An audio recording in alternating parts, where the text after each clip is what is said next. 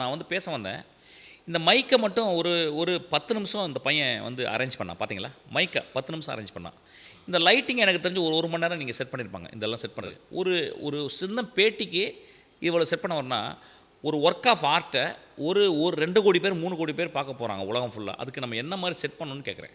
அப்போ அது எவ்வளவு பண்டிதம் பெற்றுக்கணும்னு கேட்குறேன். இதுதான் கேள்வி. புரியுது. So the cinema is actually when it is an art then it's an Picasso சொல்கிறாரு, எனக்கு 60 வருடங்கள் தேவைப்பட்டது நான் குழந்தை போல் வரையன்றார்.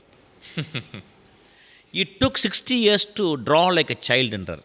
அப்போ நம்ம சொல்லுவோம் உடனே என்னடா குழந்தை மாதிரி வர்றதுக்கு 60 வருஷம் என்ன? அதில் மிஸ்ட்ரி இருக்குது. அதுக்குள்ள அந்த வரைதலில் நீங்கள் கொர்னிக்காவை பார்க்கும்போதோ அல்லது வந்து அவருடைய ப்ளூ பீரியடை பார்க்கும்போதோ இல்லை அவருடைய நியூட்ஸை பார்க்கும்போதோ ஐ திங்க் நீங்கள் ஒரு வருஷம் உட்காந்து பார்க்கலாம் அந்த படத்தை. நான் செசானுடைய ஆப்பில் போய் நான் பார்த்தேன் ஃப்ரான்ஸில்.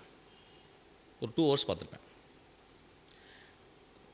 அந்த செசானுடைய ஆப்பிளில் நான் சின்ன வயசில் சாப்பிட்ட ஆப்பிள்னு எங்கள் அப்பா சொல்லி கொடுத்தது அந்த ஆப்பிள் இருந்துச்சு.